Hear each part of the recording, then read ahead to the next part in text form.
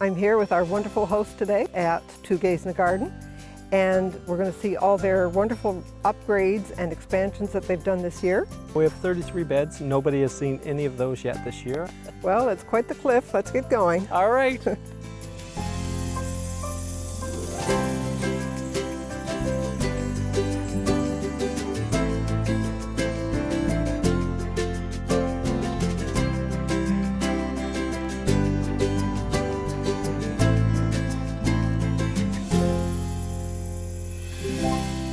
So, we're finally at the top of your cliff here.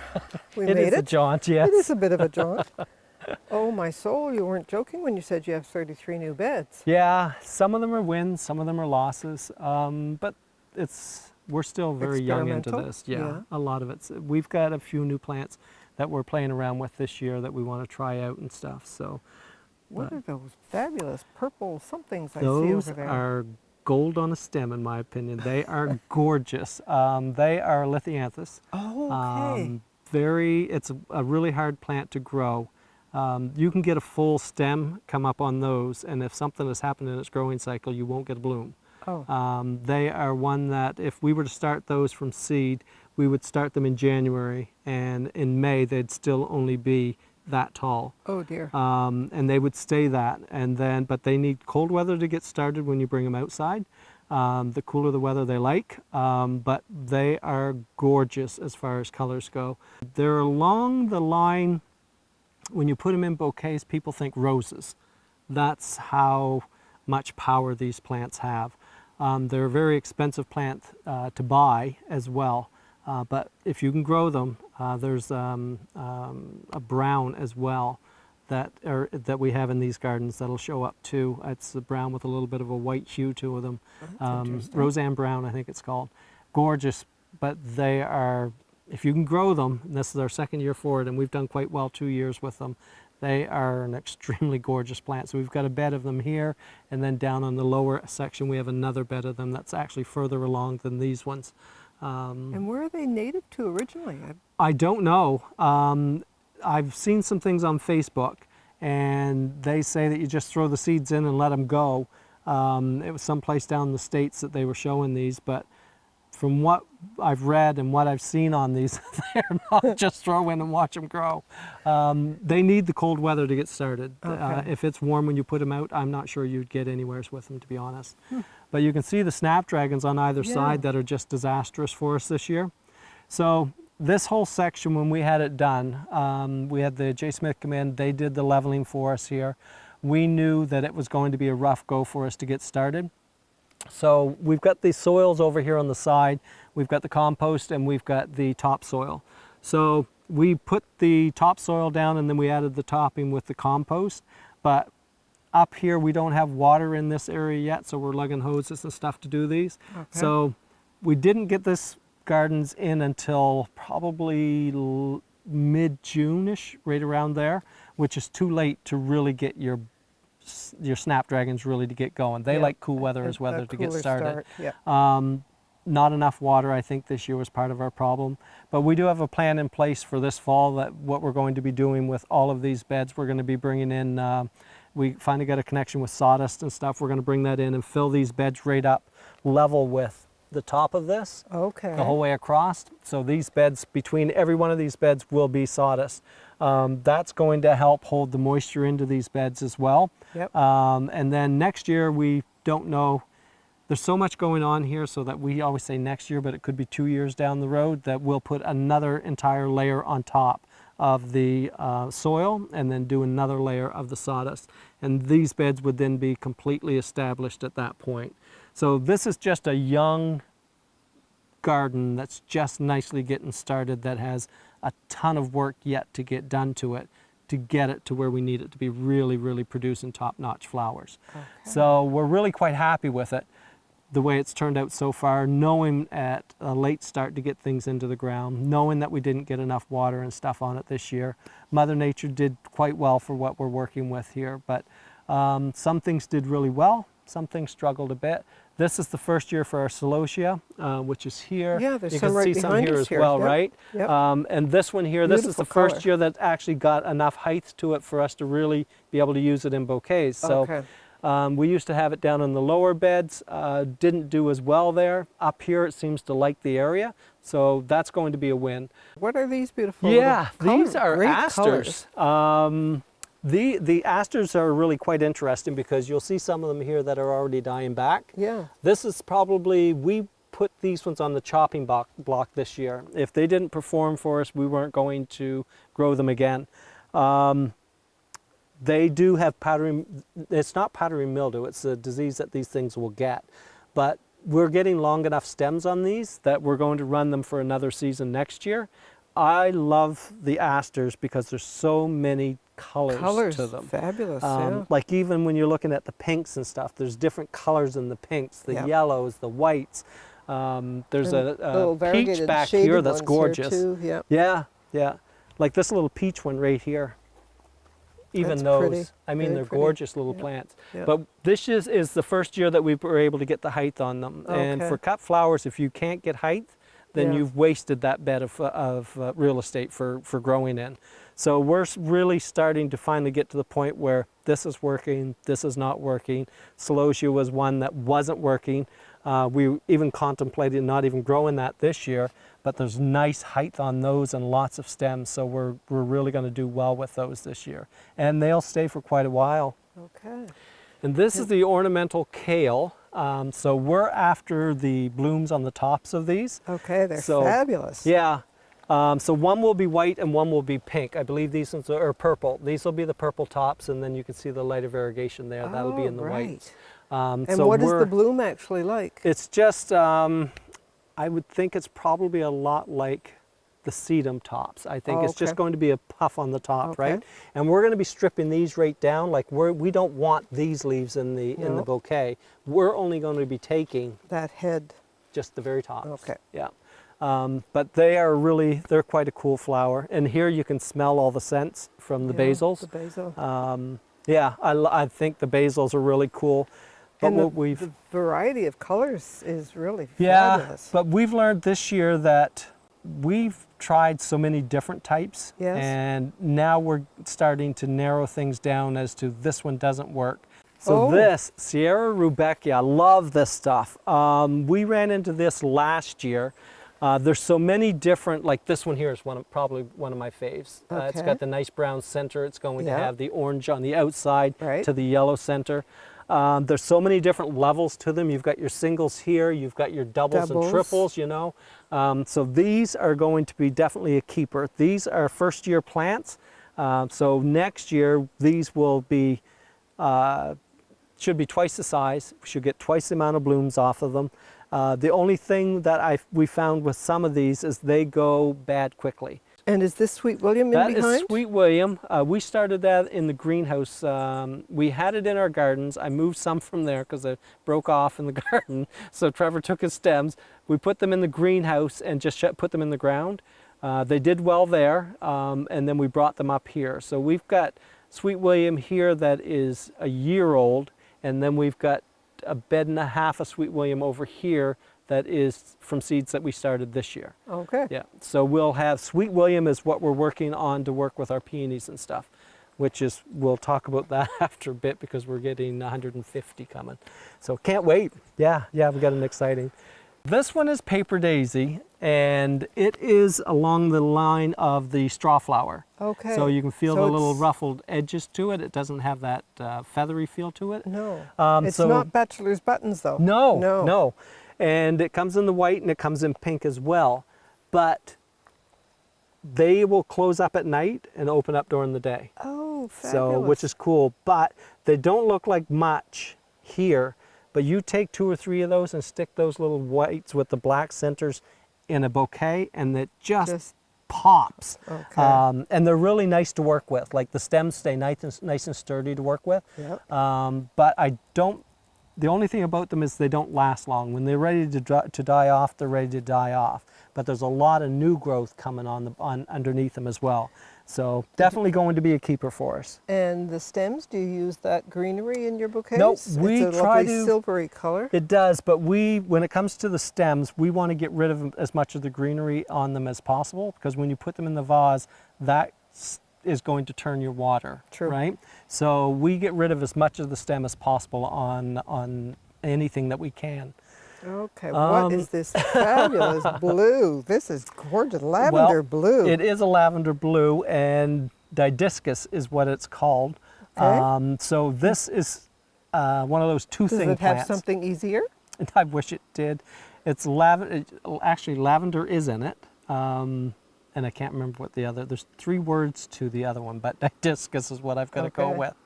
But this one here is a 2-stage plant, so we want it for 2 different reasons. We want it for that one, gorgeous color bloom, but we also want it for the finish. Beautiful, so beautiful that is starburst. It is, and you take this one here is gorgeous in bouquets. It's another one of those. It's just because of the lavender color. It's not a color that you see a lot of, and it's so prominent that when you put it in there, it just gives it that wow factor. First year for trying this, definitely going to be a keeper for next year. So no doubt about it. I can see at least half a dozen bees in there. Yeah. They're happy with it too. Yeah, they like it. It's one of those plants that we're going to get dual purpose out of. I think we'll stake it next year, sort of give us a little bit more non-curly branches going here. So I think we'll end up working with that. And had you started this from seed? Yep. Yeah, these everything up here is started from seed. Okay. The only thing that wasn't is the lithianthus over there, and that we buy plugs on those because of how long it takes to grow them. Yeah. So this one here is ageratum, and it comes in 3 different colors. So you've got this one here, then you got it in the white, and then you've got it in the purple. I've never seen the white with its pink center. That's I know. quite pretty. Some of them have just the different little pops of color that you can pull out of these here. I mean, this one is white, but you got that nice little pop of pink here as well, right? Yeah. So in bouquets and stuff. Now, the thing with the ageratum and the same with the Digdeguash, if those are ones that you have to hydrate in order for them to survive in a bouquet. Okay. Now we almost went by the wayside with this. This is our 2nd year for trying these as well. Last year we never got the height on them that we required. Okay. This year we've got the height, so we're definitely going to be pulling these out again next year. But with these ones here, if you don't hydrate it, this will literally just flop over and it will not come back. Oh. So we put them in just literally hot water. You don't have to boil it. We put them in hot water and we leave them in there until the water cools on its own, and then they will stay standing up. Yeah, you won't have a problem with it. Yep. Hydrangea is another one. And how hot is your water temperature? Just tap water. Okay. Yeah, as hot as you can get the tap water. Yeah. That's what we usually, and we just stick a bunch of them in a vase, leave them there until they're hydrated, and then we can use them afterwards. But it's interesting because some people, like once we get all this stuff established and we have, thousands and thousands of plants to pull from, when somebody calls and say, can I get a bouquet? It's easy to do. But when you take this as part of your bouquet, that's part of your bouquet, and knowing that you have to hydrate these, and somebody calls up and says, oh, can I come pick up a bouquet? It's not quite that simple when you're early stages, because I can throw that in a bouquet, but you won't get to the end of the driveway before they all start to wilt. So we're really making sure that what we put in our bouquets is going to hold up for people, and the bouquets that we build, we've had some of our customers that come back and they will say, I took the ones that were dead out and I've still got a good bouquet, and they'll buy another one and they just keep filling up the one that they're working with. So the bouquets are lasting a nice long time, so the plants are still in a nice healthy stage, which is really good. But we have a fantastic clientele. Oh my gosh. Well, you've given the BYOB an entirely new meaning, a new concept. It's build your own bouquet. Yes. And the ones I've seen are absolutely stunning. They are, and they are. So what we'd put together for a bouquet for a customer to buy that we do when we just do our normal sales is not the bouquet you see in the build your own bouquets. Okay. The build your own bouquets are larger as far as the amount of flowers, because whatever we harvest for that event, you want it used. Use them, folks, right? Okay. So, I mean, for us, if we were building them, we get them to a point where they're finished, and then we're like, oh, here's another, you want to put that in? And they like, the top of the vase is like this, and they're like sliding them in there. It's fun to watch, but just to watch them go from, because we normally start with a few pieces of greenery and then we'll give them a couple of the focal flowers, and they're putting them in this vase and they're going all over the place and nothing's staying where expected to, where you want it to stay. And we're like, just relax. It's all going to come together here shortly. And they just start adding these pieces in, and then they start working with, all right, how am I going to pull this color? Like, you don't put two whites together, you know, you want to keep them separate. And so it's just watching them build these things, and they're like, oh yeah, and it's, you could see it all come to life. And then they're like, I like this, and then you'll find some that'll say it's just not right, and then you just move a few things around for them, and they're like, yeah, that one. It works. You know, it's really fun to watch. And they bring like their own snacks, their charcuterie boards and stuff like that. We do some snacks here and some coffee and stuff. And once they get the bouquets built, it's not just build it and see you later. I mean, the gardens are open for touring. They have full access to the new gazebo that's there. They can go in there and sit there for, I think the last crew was here like for 4 hours and just have a fantastic afternoon. I mean, the views are fantastic. They certainly are. Yeah. They certainly are. And you get to meet really a lot of cool people. Like that's the big thing for us. So. Was this your original vision when you moved here with your little garden? No. We don't know how it all blew up on us, but you're glad it did? We're very glad. Jonathan's idea was the cut flowers, and I, to be honest, because we are not downtown center location, I did not think it would go because of people having to travel to come get our flowers. But after the first season when we did it, because we've been in business now for 2 years, this is our second summer, we actually did a test run the first year and sold a few. But last year and this year, it is just skyrocketed. I mean, last year we had, I think, 7 CSA members, and this year we have 20 CSA members. We started our sale at, I think it was February the 6th or 1st at 6 p.m.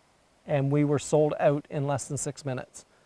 So that's how fast the CSAs went. So, but we're still open to the public as well, right? Mm-hmm. And we're doing weddings now, and we have people that come in and have their wedding photos done here in the gardens as well. So there's a lot going on for us. There's a lot of stuff that we're still in our infancy stage of, but yeah, I love this. This is just fantastic. So, yeah. Well, the range of colors, the plants, the view, even just from this upper bed to your lower bed.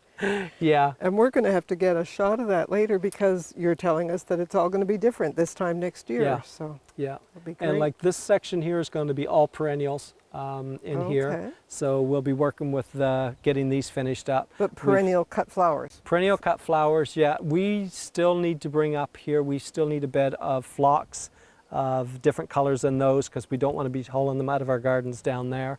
So we're going to be finding an area for those. The Baptisia, we want to bring in at least 20 plants of that in here. We've got 60 peonies that we're going to be planting up here this year. We have another 90 that we'll be selling next spring. So we've got a lot of things that we want to bring up here. Gay feathers another, we want to bring more of that in. Not sure where we're going to find all the bed space, but I've got a sneaky suspicion. There's no more cliffs to climb. No, but John and I were talking earlier today, we're saying a half acre that way is all we need. So I don't know. Mary. I don't know. I don't know how John puts up with it. I don't know. Oh dear. But yeah, these gardens are just in their infancy stage. There's so much that we need to do to get things where we need to be. We sort of put the cart before the horse on some of this stuff, but we're getting there. So. Well, this is a pretty amazing spread for that's really just a few months old. Yeah, so. And you can really build a beautiful bouquet out of what's here. And this is only half of it. Yeah. So, yeah. And there's your mud piles to keep working with. Yeah. So we use the compost and we use the topsoil. We mix the two together, and that's what we build the beds out of, and it works very well for us. Any particular type of compost that you use? Nope. We just contact J. Smith Excavation, say we need a load of compost, and they bring her in and dump her off, and we get a guy that picks it up down there in a tractor, drives it up around, dumps it here, and we take it from there. So yeah, fantastic. So, but yeah, there's lots here to still look at. So we've got the dahlias, which was a complete flop this year. So I remember your earlier season, you had fabulous dahlias. Yep. Lack of water is the biggest reason. And those are all supposed to be all pom-pom style. Yes. Last year we had them. They grew very well for us, even in planters. So I'm going to say it's water is the reason why they did not do well for us this year. Do you take your dahlia roots up and bring them in for the winter? I do. Okay. I send them off to my best friend Kelly and say, Kelly, will you put these away for me? And she does it for me. So yeah, we usually send her a box of stuff each year that we want. Like we've got the gladiolas that are in the greenhouse down there. They're doing semi-good for us. I think we should have had them outside instead of in a greenhouse. I think they would have done better. But yeah, dahlias next year, we know what we did wrong. We'll make sure that doesn't happen next year. So, yeah. And this one here is a really cool plant. This is fabulous. This one is hot biscuit. Hot biscuit. Yeah, and I love the hot biscuit. I prefer this stage here for the cut flowers and stuff. But I mean, even in those, there's still two different tones. That will change to this color eventually. And we got the Rogue Red one in there. Okay. So we bought this as a packet. So that somehow wound up in the packet. So what we're going to do is try to get the seeds off of that one this year. And because I'd like to grow the red along with these. This time of year, a lot of the customers still want the lighter colors. They tell us I'm not ready for fall yet. So I think the red would have to be a fall one that you work with, and even the hot biscuits here, they're probably closer to a fall. They'd work well with the sunflower and stuff. So, oh wow, you've got a little person living there. Yeah. So, but again, these are ones we'll take all of the leaves off of these. The only thing we want is this. Is the floral part. Okay. Yeah. And this looks like a success story. Yeah, these ones here are the Oklahomas. Okay. So the Oklahomas are a little bit on the tighter side. They're like a pom-pom style. Yeah. But there's a lot, and they're doing very well. And the way you can tell whether or not a zinnia is ready is if you wiggle the top, it all works together. If you find one that when you wiggle it, it gets really wonky, floppy, that's not ready. So, okay. So we leave that one alone, and we could actually harvest one like this one here. Okay. So, but yeah, but these are gorgeous. And Jonathan actually, when he did the beds down below, which we get a photograph of after, which is the Benares Giants are the big ones, he did them we bought them in colors this year. So when we planted them, we knew which colors we were working with. All right. Because these ones here, when you buy them in the mixed packet, you don't know what you're getting. Yeah. Yeah. And if you're dealing with a wedding that wants lots of yellow, if you look at this cluster here, there's not a lot of yellow to play with. Only got a few. Right? So the reds or the orange and the purples or the pinks are a little bit more stronger in color. So, but yeah. And did you grow these all from seed? Oh yes, everything up here is from seed. Seed package, okay. Yeah. Yeah, we buy ours from Johnny's is who we buy our seeds from. Oh yes, I've heard of them. They're a very reputable company. So, but yeah, there's still lots of growing to go on these. So, and good stem length as well.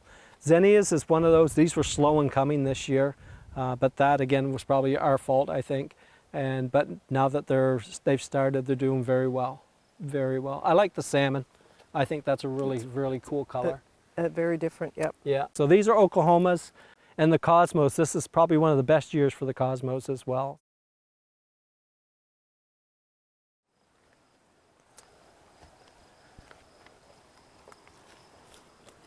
Well, the terrain's a little rocky, but what a fantastic view. An over aerial view of your gardens. It's really strange because we never had this option before. And now with the new piece of property, the way the property is now leveled out, we're up here and we're able to look down into these gardens and stuff, and it's a really interesting view of being able to look down into a garden versus looking through a garden. For sure, very different. Yeah, it's very gorgeous. It's really beautiful.